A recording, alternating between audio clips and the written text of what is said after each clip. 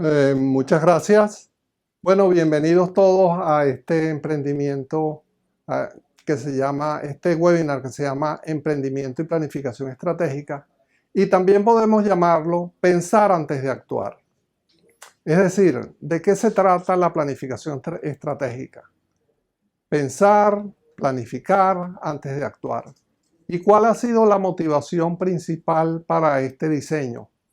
Bueno, que en nuestra práctica de consultoría y en nuestra práctica diaria con emprendimiento, como mentor, nos hemos dado cuenta que muchas veces los emprendimientos fracasan en los primeros años.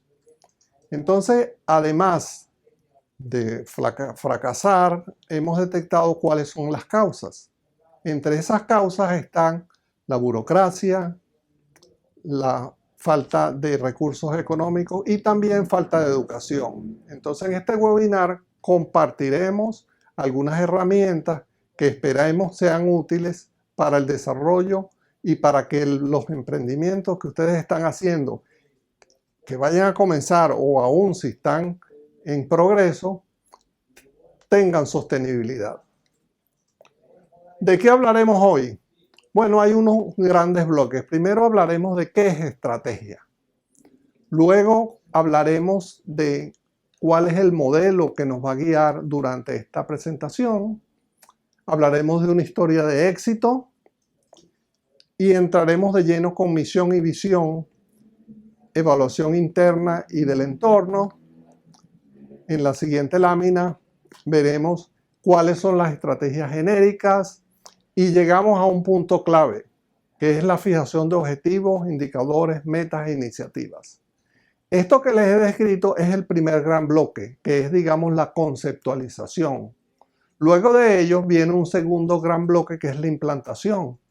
Para implantar hablaremos de cultura, liderazgo, networking y finalizaremos con el tercer gran bloque, que es control y seguimiento. Bueno, este gráfico ilustra claramente lo que probablemente muchos de ustedes han vivido. Una cosa es lo que planificamos según la figura de arriba y la realidad es otra distinta que está llena a la vez de retos. No lo veamos como fallas, como errores, sino retos que nos empujen a garantizar la sostenibilidad de nuestros emprendimientos. Hablemos qué es estrategia. Estrategia es identificar y acometer lo que nos hace distinto. No es hacer las cosas mejor, eso es gerenciar. Gerenciar es mejorar los procesos, comprar las maquinarias más modernas, por ejemplo. Pero el reto es que hay que hacer ambas cosas. De tal manera que, recapitulando, cuando nosotros vamos a acometer un emprendimiento, tenemos que identificar y hacer lo que nos hace distintos. Vamos entonces a definir qué es gerencia estratégica para que tengamos la misma base. Como ustedes pueden ver en la lámina, es aquel proceso administrativo de crear una visión estratégica, establecer los objetivos y formular una estrategia. Luego viene, como les decía, implantar y ejecutar dicha estrategia y, en el transcurso del tiempo, efectuar correctivos para que todo marche según lo que está planificado. Este es el mapa que nos va a guiar. Empezando en el primer bloque, vamos a ver la declaración de misión y visión. Luego vamos a dar unos pasos para llegar al segundo bloque verde que ustedes ven ahí, que son los objetivos, qué es lo que queremos lograr. Pero antes de fijar objetivos, hay que hacer la evaluación del entorno y la evaluación interna. Entonces, esos bloques que estamos hablando son el primer escalón, que es la conceptualización de lo que queremos hacer. Luego viene el tercer bloque en verde, que es la implantación que ya les mencionaba, donde tomaremos en cuenta cultura, liderazgo, networking y medimos. Y así el ciclo continúa, de tal manera que haya oportunidad de hacer ajustes, de hacer correcciones, porque las condiciones pueden estar cambiando. Aquí hay unas preguntas que son útiles, hacernos para saber si estamos realmente construyendo el plan adecuadamente. La primera pregunta es, ¿para qué estamos aquí? Esa es la misión, el para qué. Luego vamos a entrar en un poco más de detalle en cada una de estas, pero por ahora les estoy dando unas guías de tal manera que nos sirvan de base para saber si estamos construyendo adecuadamente nuestro plan. La segunda pregunta es, ¿dónde estamos? Para ello utilizamos la evaluación del entorno, las fuerzas externas. ¿A dónde queremos ir? ¿Cuál es nuestro sueño? Esa es la visión. El otro bloque es quiénes somos. Bueno, eso lo determinamos viendo las fortalezas y las debilidades. ¿En qué somos únicos? Definiendo las ventajas competitivas. ¿Qué queremos lograr? Esa es la definición de los objetivos. Es decir, si un objetivo no responde a esa pregunta, quiere decir que debemos reformularlo. ¿Qué estamos obligados a respetar? Aspectos sociales, gubernamentales, éticos. Y vamos otra vez al tema que les mencionaba al principio. ¿Cómo podemos distinguirnos y ofrecer características distintivas a través de la estrategia? Las dos últimas preguntas también tienen que ver, y soy reiterativo en esto, con los otros dos bloques. ¿Cómo hacemos para que la estrategia funcione? ¿Es el momento adecuado? Entonces es donde viene la implantación. Es cuando ya no es la mente del planificador, sino ya es toda la gente que trabaja en el emprendimiento, en la organización, que está trabajando en pro de que las cosas se hagan. Y finalmente nos preguntamos, ¿está trabajando? Bueno, para eso existe el control y seguimiento y hay unas herramientas que vamos a compartir. ¿Es beneficiosa la gerencia estratégica? Lo es. Vamos a ver algunas de las razones. Contribuye a que se identifiquen los problemas y amenazas a largo plazo y de gran impacto. Jerarquiza.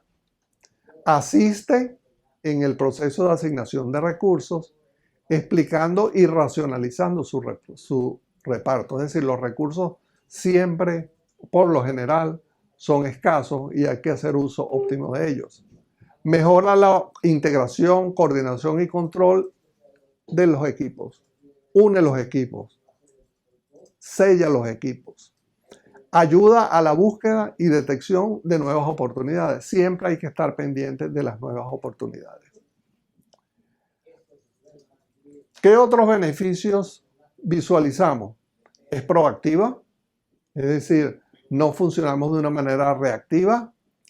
Mejora el entendimiento de la estrategia de los competidores. No estamos solos, estamos en un mundo en el cual hay competidores. Minimiza situaciones adversas o por lo menos ayuda a identificarlas para tomar acciones. Y promueve el pensamiento proactivo de los empleados y sus actitudes favorables al cambio. Sin embargo, no todas las empresas hacen gerencia estratégica. ¿Cuáles son algunas de las razones por las cuales las empresas no lo hacen? La compensación puede no ser adecuada, están conformes con el éxito actual, lo cual no garantiza el éxito futuro, dedican mucho tiempo al manejo de crisis, es decir, lo urgente opaca lo indispensable o lo necesario, tienen excesiva confianza en sus capacidades, falta humildad para decir me equivoqué, han habido malas experiencias pasadas, temor a lo desconocido o también situaciones que ocurren en algunas organizaciones que hay agendas ocultas que no obran en beneficio de toda la organización. Errores en la planificación estratégica. Se han detectado los siguientes errores. Estas listas no son completas, pero son, digamos, lo más importante y producto de nuestra investigación y de nuestra experiencia en consultoría. No crean un ambiente de colaboración que apoye el cambio. Es decir, no crear ese ambiente es una cuestión que impide que la gerencia estratégica funcione adecuadamente. Otro error es estar tan absortos en los problemas que la planificación es insuficiente o nula, es decir, esa es la miopía del planificador. Por otro lado, ser tan formales en la planificación hace que la flexibilidad y la creatividad se pierdan. Una de las características que siempre deben estar presentes cuando estamos haciendo un proyecto emprendedor es la innovación. Y otro error es no difundirla, por lo cual los empleados continúan trabajando sin tener conocimiento del plan, lo cual crea silos, crea departamentos que no están alineados con los objetivos principales de la corporación. Ahora quiero compartir a ustedes una historia que parecía difícil de cumplir y eso nos va a llevar a la primera parte, que es la misión y la visión. Entonces, fíjense, lo voy a leer rápidamente. Imagínense ustedes que estamos en los años 40. Un economista musulmán nacido en Bangladesh, cuando su país era parte de la India y todavía estaba bajo dominio británico. Él pronunciaba un discurso con la firme, profunda y apasionada convicción de que se podía crear un mundo libre de pobreza. Ahí estamos hablando de sueño. Bangladesh es del tamaño de Andalucía, 100 millones de habitantes. Ahora vamos a ubicarnos en los años 80. Se está creando un banco, 3 empleados, y la misión principal no es obtener beneficios, sino ayudar a los desdichados del planeta. El proyecto ha seleccionado como parte importantísima de su experimento a las personas más pobres entre los pobres de Bangladesh. El grupo más sometido y con más limitaciones, las mujeres. Ellas no podían salir de su casa ni para visitar sus madres, sus familiares, sin el permiso del marido o de los suegros. Uno de los problemas principales será cultural. Las mujeres no querrán aceptar dinero porque nunca lo han manejado. Entonces, con este panorama, la primera oficina era un cobertizo con tejado de zinc, una mesa. Y hay otra batalla importante que librar: convencer a los bancos tradicionales a que presten dinero sin garantías. El proyecto precisamente consistía en eso, prestar dinero a los pobres sin garantía, basándose en un sistema de confianza. Pues funcionó. El Grameen Bank hoy en día da trabajo a 20.000 personas. Ha creado 18 empresas y Mohamed Yunus, el creador, consiguió convencer a los bancos tradicionales a base de garantías personales que él mismo dio, que le prestaran el dinero necesario para obtener los microcréditos. Descubrió que no solo las mujeres eran más confiables a la hora de devolver el dinero, sino que rendían mucho más. Y el principio ha sido obtener la máxima flexibilidad y los mínimos intereses. El Grameen Bank trabaja hoy en día en 70.000 pueblos, 2.200 sucursales, 7 millones de prestatarios y 97% mujeres. El modelo ha sido imitado en 80 países, 100 millones de personas y el porcentaje de incumplimiento de préstamos es inferior al 2%. Y fíjense cómo funciona. Las prestatarias se organizan en grupos de 5, cada grupo se supervisa a sí mismo, vigila que no se rompa el pacto, permite que se animan, y si una de ellas no paga, no es que las demás tengan que pagar el dinero, pero deja en mal lugar el grupo, y eso es algo que nadie quiere hacer, porque es una cuestión de honor. Yunus ganó el Premio de Asturias, Premio Nobel de la Paz, y fíjense estas palabras: el sistema de microcréditos creado por él es una herramienta que libera los sueños de la gente, da a los pobres dignidad y respeto y llena de contenido sus vidas. Con este background vamos entonces a hablar de misión. ¿Qué es la misión?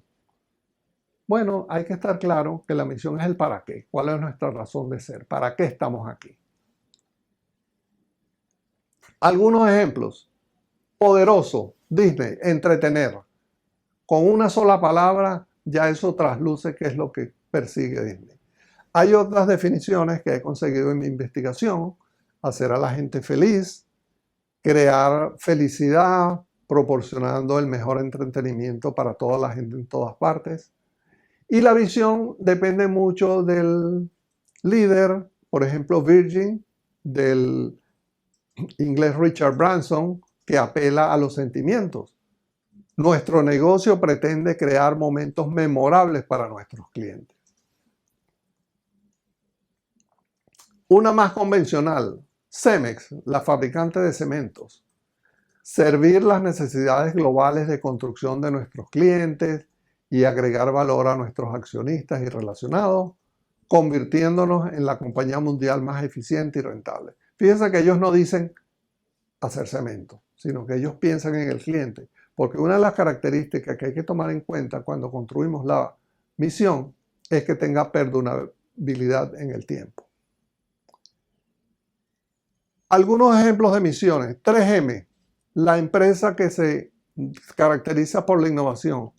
Resolver problemas no resueltos de una manera innovadora. Cosméticos Mary Kay, dar oportunidades ilimitadas a las mujeres. La gigante farmacéutica Merck, preservar y mejorar la vida humana. Fíjense que ellos no dicen hacer medicinas. Y Walmart, dar oportunidad a la gente común y corriente de comprar las mismas cosas que puede hacer la gente que tiene más recursos. Y así entramos a la visión, al sueño. ¿A dónde queremos ir? ¿Cuál es nuestro sueño? Y les recuerdo lo que vimos hace un rato de Mohamed Yunus. El sueño provee camino para una dirección futura, genera excitación, crea orden, compromete nuestros corazones. Es una afirmación de lo que nosotros y nuestros colegas, nuestro equipo quiere crear.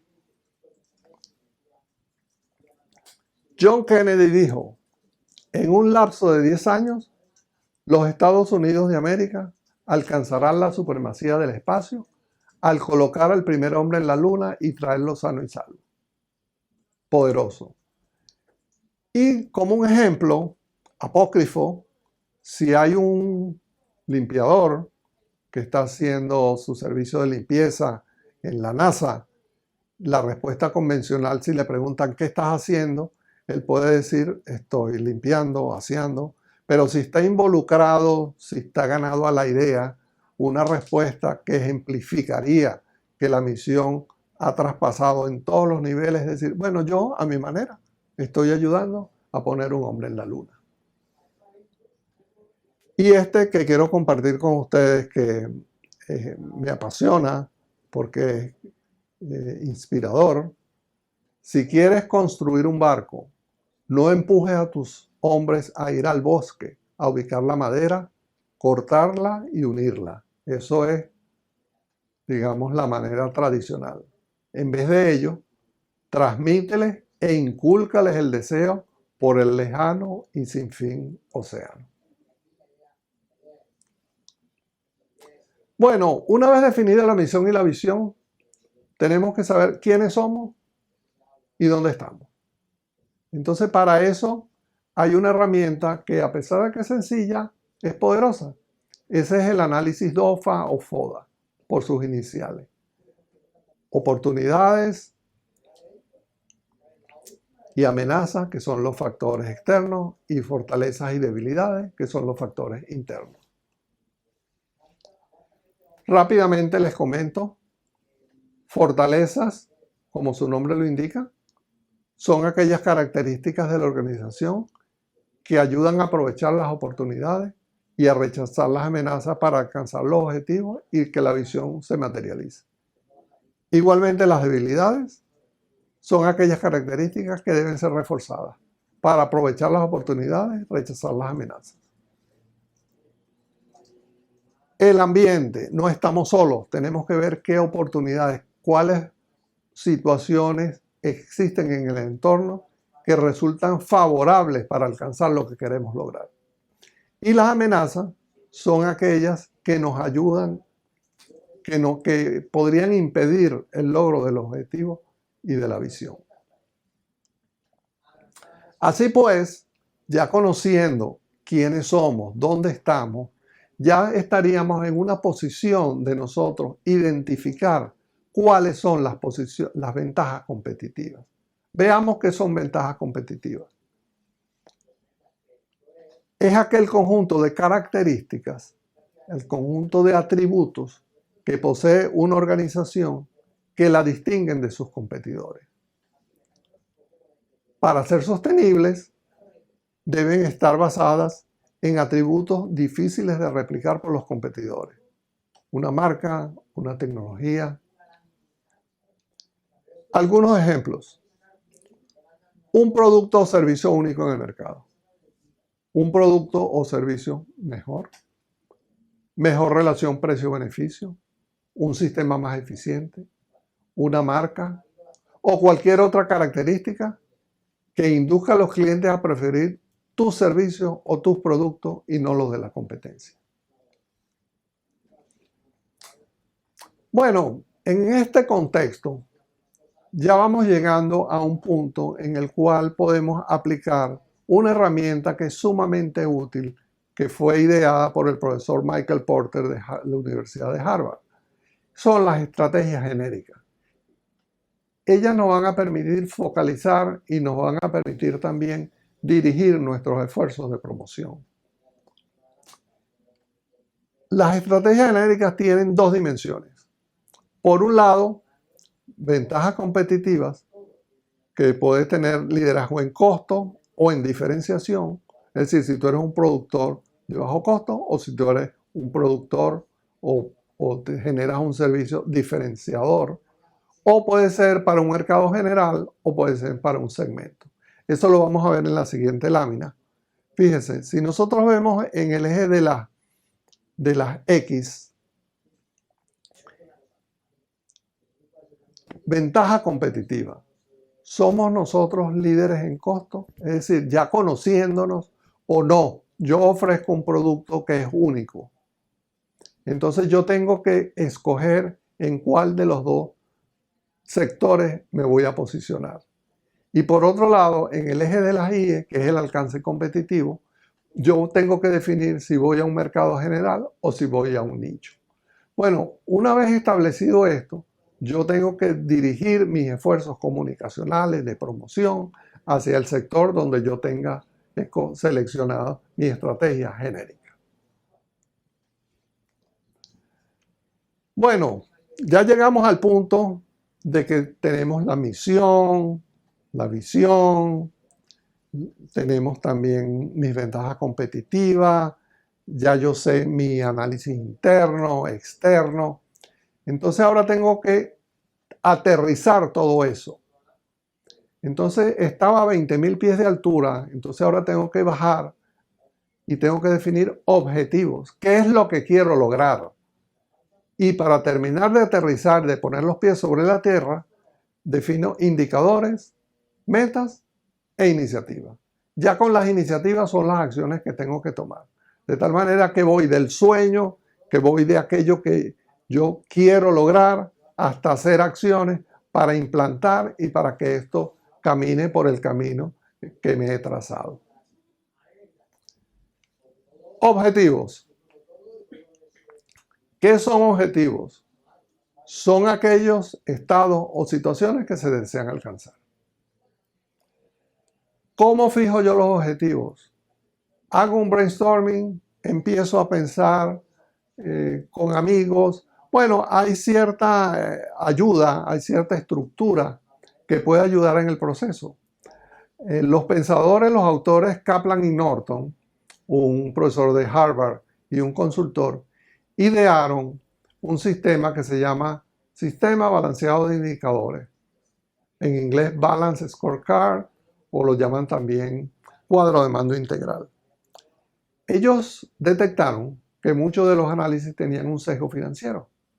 Entonces, generaron un esquema en el cual, para que sea completo, para que sea comprehensive, hay que analizar los aspectos financieros, de mercado, de proceso y de aprendizaje organizacional. Vamos a ir brevemente sobre cada uno de estos con los principales parámetros que hay que tomar en cuenta. Ajá. Cuando hablamos de financiero, tenemos que fijar objetivos respecto a los ingresos, los costos, los gastos, el flujo de caja, la rentabilidad. Tenemos que estar pensando qué es lo que yo quiero lograr respecto a estos elementos.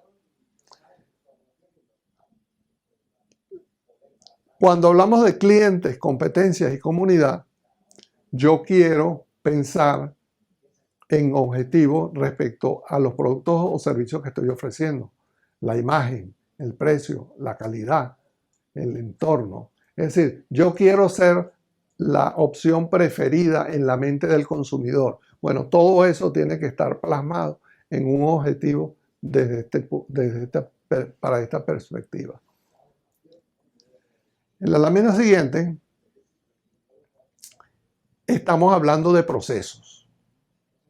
Entonces, fíjense, esta es una herramienta muy útil que se llama la cadena de valor. Es decir, aquí en la cadena de valor uno plasma todas las actividades que agregan valor a la corporación.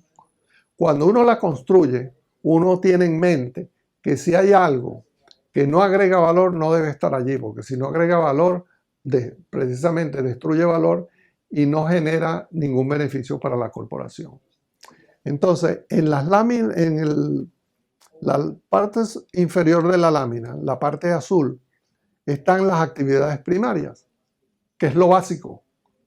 Logística de entrada, las operaciones, logística de salida, mercadeo y venta, servicios. Es decir, uno, digamos, plasma todas las actividades que hace la corporación.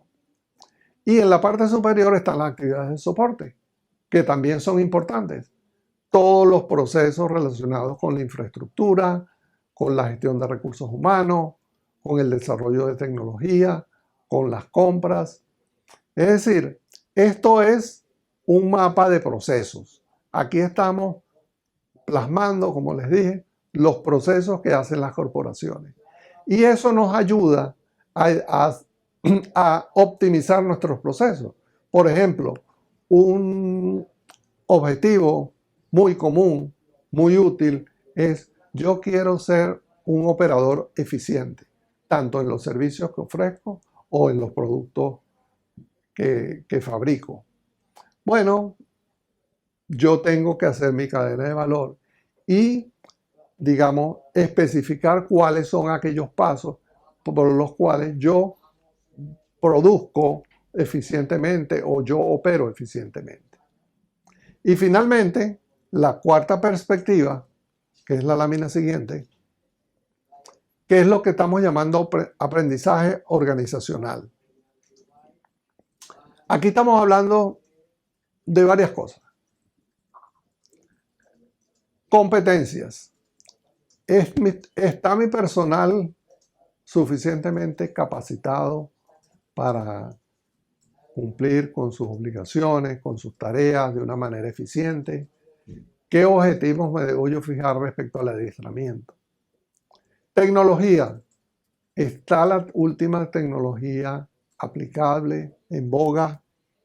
¿Estoy utilizando, digamos, lo último para que mi organización funcione? Y el clima organizacional. Tengo un ambiente de trabajo en el cual la gente se sienta satisfecha, la gente se ayude, la gente colabore, la gente se vea como un equipo. Entonces, como ya yo he identificado antes mi evaluación interna, cuáles son los gaps, cuáles son los déficits que yo tengo, en función de eso, yo fijo mis objetivos.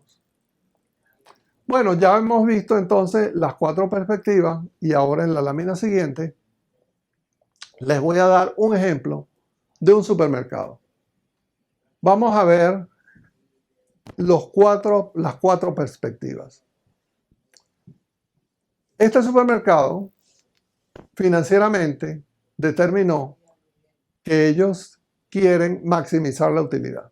Ese es el recuadro morado superior. En segundo lugar, hacer crecer las ventas. Eso responde a la pregunta, ¿qué es lo que quiero lograr? Los procesos internos Fortalecer los procesos del negocio, inventarios y mermas. Eso quiere decir que es muy importante para los supermercados, las mermas. En tercer lugar, aprovechar el uso de la información disponible. Y por último, optimizar la plataforma tecnológica. Desde el punto de vista de clientes, socios y comunidad, que es el recuadro anaranjado, ellos visualizan seguir siendo percibidos como una empresa A número 1 en el tope. Y también seguir innovando y brindando valores agregados al cliente. Y por otro lado, al final, en azul, respecto a aprendizaje organizacional, retener al personal y mejorar la productividad y desempeño del personal. Una pregunta que puede surgir es: ¿cuántos objetivos debo yo fijar? Bueno, la respuesta inteligente es los que sean necesarios. Sin embargo, hay que ser cauto, hay que jerarquizar, hay que ver realmente cuál es el impacto que tiene y no llenarse de objetivos que al final oscurecen y no permiten que se jerarquice verdaderamente lo que quiere lograr la corporación.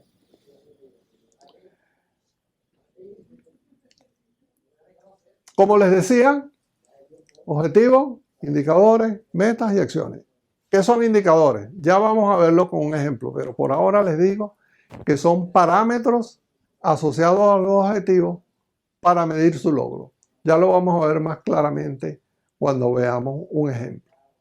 En la siguiente lámina, las metas. La meta es la cuantificación de los objetivos. Son valores esperados, deben ser lo más concreto posible y deben ser retadores para la organización. Y deben estar cuantificados porque significa que tú vas a rendir cuenta respecto a lo que estás ofreciendo. Entonces vamos a ver este ejemplo en la siguiente lámina. Fíjense, aquí tenemos 4 columnas. Yo quiero ganar los 100 metros planos en los próximos Juegos Olímpicos. ¿Qué es lo que quiero lograr? Responde a la pregunta. Ganar los 100 metros planos. Muy bien. Ahora tengo que definir 2 parámetros, o 3 o 4, pero en este caso los indicadores son parámetros que me indican si yo puedo cumplir con el objetivo. Entonces el primer parámetro es tiempo de recorrido. ¿Es importante el tiempo de recorrido para saber si puedo ganar los 100 metros planos? Sí. E inmediatamente fijo la meta, que es la tercera columna. Fíjense que está cuantificada. 10 segundos en los últimos entrenamientos previos a las Olimpiadas. Vamos con otro indicador. Número de carreras preolimpiadas ganadas. Fíjense que estos indicadores son parámetros. Ahí no debe haber verbos, sino parámetros. Entonces, inmediatamente fijo mi meta. Ganar 80% de las carreras antes de las Olimpiadas. Una vez que yo defino eso, yo digo, bueno, pero ¿qué tengo que hacer? Entonces, bueno, fijo mis acciones. Contratar a super expertos en alimentación y entrenamiento físico, combinar atletismo con ejercicio anaeróbico, levantamiento de pesas, estudiar videos de las carreras de los rivales. Entonces, de esta manera, ya estamos llegando, como les decía, a terminar de aterrizar desde el sueño, la misión, los objetivos, los indicadores, las metas y ya de una vez las acciones para acometer lo que yo quiero cumplir. Ya vimos ese primer gran bloque. Ahora vamos con el segundo bloque. Vamos a hablar de la implantación. Formular, como lo vimos anteriormente, es situar la fuerza antes de la acción. Implantar es gerenciar la fuerza durante la acción, que es la etapa que estamos entrando ahora. Formular es un proceso meramente intelectual e implantar es fundamentalmente un proceso operacional, donde implica mucha gente, toda la organización. La formulación usualmente requiere coordinación entre pocos individuos, pero la implantación requiere la implantación de muchas personas, es decir, de toda la organización.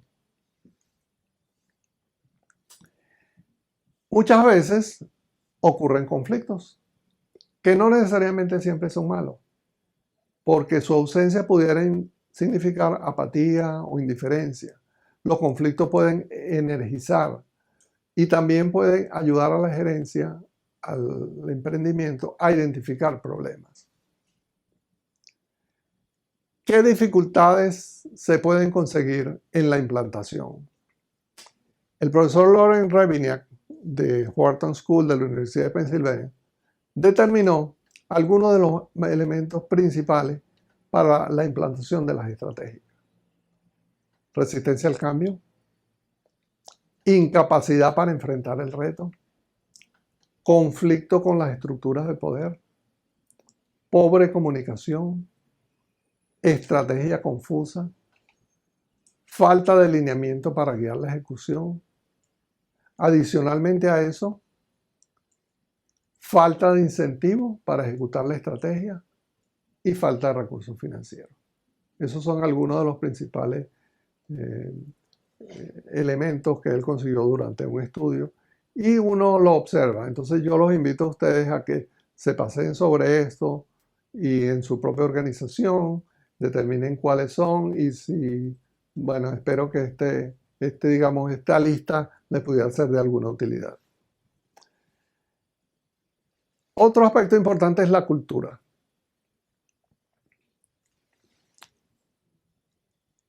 En los negocios, en los emprendimientos, interviene gente. Entonces, hay empleo, compra, venta, y como somos diversos, distintos, de varios orígenes, debemos tener conciencia cultural. ¿Qué es cultura?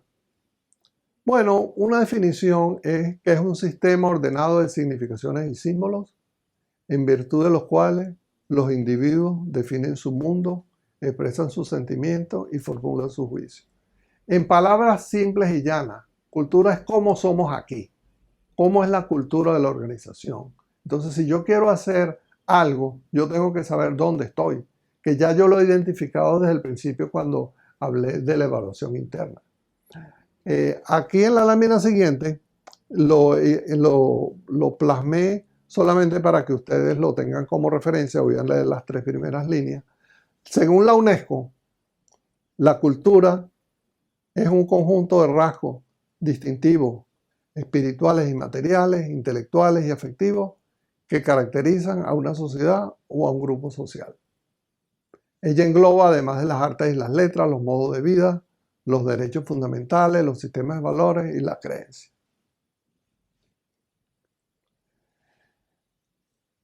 Muy importante, tercer gran bloque, el liderazgo. Y les regalo esto que me ha gustado desde que lo vi, que el verdadero líder es aquel que una vez cumplida su labor y logrado su propósito, la gente dirá, lo hicimos nosotros mismos. Es decir, es lo que hoy en día llamamos empoderamiento. Y para no entrar en una disquisición acerca de qué es cultura, me pareció útil traerle esto que es un producto de una investigación de los secretos del liderazgo de Attila. Y los invito también a que reflexionen a ver cuáles de estos están incorporados en sus organizaciones. Respecto a consultas y consejos, reportes escritos tienen propósito solo si son leídos por el rey. Hagamos la abstracción a nuestra organización. Un jefe que formula preguntas equivocadas, escucha respuestas equivocadas. Un jefe sabio nunca formula una pregunta cuya respuesta no quiere oír. Ser líder de los unos es a menudo un trabajo solidario. Respecto al carácter, un jefe que bebe con su uno se vuelve uno de ellos, pero entonces deja de ser jefe. ¿La siguiente? En respecto a toma de decisiones, los errores son inevitables cuando se permite a los no calificados emitir juicios y tomar decisiones. Y es desafortunado cuando las decisiones finales son hechas por jefes localizados en su cuartel general a muchas millas del frente, donde ellos solo pueden intuir sobre condiciones y potencialidades solo conocidas por el capitán en el campo de batalla. Respecto a la delegación, los jefes sabios nunca ponen a sus unos en situaciones en las cuales sus debilidades prevalezcan sobre su fortaleza. Formando jefes, la experiencia de los unos tiene que ser estructurada para permitirles desarrollar profunda y ampliamente el carácter que ellos necesitan cuando sean nombrados jefes. Y respecto a metas y objetivos, los jefes deben siempre apuntar alto para establecer diferencias en lugar de buscar el camino seguro de la mediocridad. Networking. Hoy en día, tan importante como el know-how, que es el conocimiento, es el know-who, saber a dónde acudir. Entonces, les quiero recomendar este libro, Nunca Coma Solo, que habla sobre el networking. Y les quiero hablar de la teoría de los 6 grados de separación. En 1929, Frigyes Karinthy diagnosticó que el mundo estaba pasando por una especie de contracción, shrinkage lo llama él, debido a la creciente conectividad entre las personas. En los 60, Stanley Milgram descubrió que hay 6 grados de separación entre todos nosotros. Es decir, podemos llegar a cualquier otra persona a través de otro conocido de ese conocido y así hasta llegar hasta 6. El experimento consistió en seleccionar a varias personas en Estados Unidos para enviar postales a un extraño a varios miles de kilómetros de distancia. Los remitentes sabían el nombre del destinatario, su ubicación y ubicación aproximada.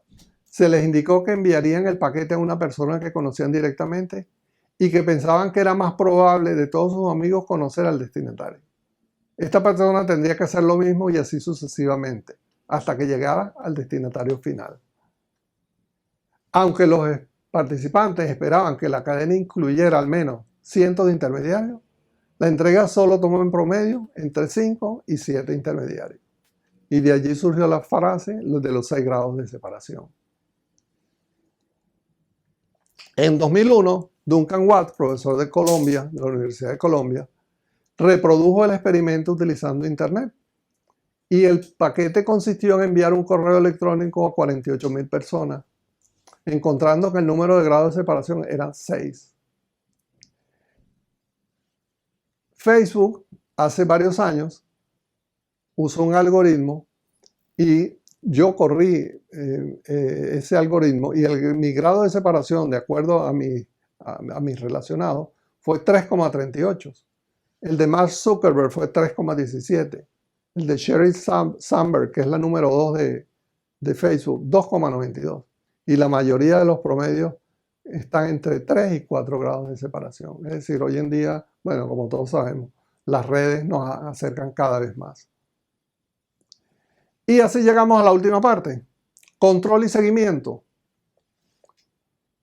Los ambientes internos y externos son dinámicos. Las estrategias se vuelven obsoletas. Entonces, ¿qué es lo que nosotros tenemos que hacer? Bueno, examinar las bases de lo que hemos planificado, comparar plan versus real y corregir acciones de tal manera de reenrumbar la orientación si hay algo que no está de acuerdo a lo que habíamos planificado. ¿Por qué nosotros debemos revisar la efectividad de la estrategia? Bueno, tenemos que mirar la reacción de los competidores a la estrategia, los cambios en las estrategias de los competidores, los cambios de ellos en sus fortalezas y debilidades y las razones por las cuales ellos están haciendo cambios. ¿Por qué han sido ellos exitosos? ¿Cuál es la posición del mercado y su rentabilidad? ¿Y qué posibilidad de retaliación o cooperación existe por parte de los competidores? Hay unos tips que quiero compartir con ustedes que son los siguientes. Es importante e interesante para tomar en cuenta la estacionalidad, comparar la actuación para distintos periodos. Por otro lado, es siempre útil hacer benchmarking con los competidores, de tal manera que uno sepa qué están haciendo los competidores, los vecinos, y también evaluar las actuaciones sectoriales. A veces los datos no están disponibles de los competidores, pero algunas organizaciones consolidan y esa organización puede ser asequible. Entonces, para resumir, nos hemos paseado por un mapa en el cual comenzamos con el para qué, la misión, con el sueño, que es la visión, con los objetivos, que es lo que quiero lograr, pero antes de fijar los objetivos, conocerme, que son las fortalezas y debilidades, el entorno, saber dónde estoy, que es a través de las oportunidades, de las amenazas, definir mi estrategia genérica, es decir, si voy a un mercado grande, a un mercado pequeño, si soy alguien que tengo unas ventajas diferenciadores, que soy único en lo que ofrezco, o si soy de bajo costo. Y luego que yo tengo eso diseñado, me voy hacia la implantación. Entonces, para la implantación, yo tengo que fijarme en varias cosas. Tengo que ver dónde estoy, que es la cultura de la organización. Tengo que estar muy pendiente del liderazgo que le deseo imprimir a mi emprendimiento. Y tengo que prestar mucha atención al networking, es decir, mi red de relaciones cada vez más amplia. Entonces ya hablamos del primer bloque, que era ese, la conceptualización, del segundo, que es la implantación, y después el tercer bloque, que es el control y seguimiento. Ya yo he definido mis objetivos, metas, indicadores, acciones, entonces ya yo tengo unos parámetros duros con los cuales yo puedo comparar si lo que estoy haciendo lo estoy haciendo bien o lo estoy haciendo mal. Bueno, espero que estas ideas les sean útiles. Esto aplica para cualquier organización, pequeña, grande, y me dio mucho gusto compartir con ustedes esta sesión webinar de hoy.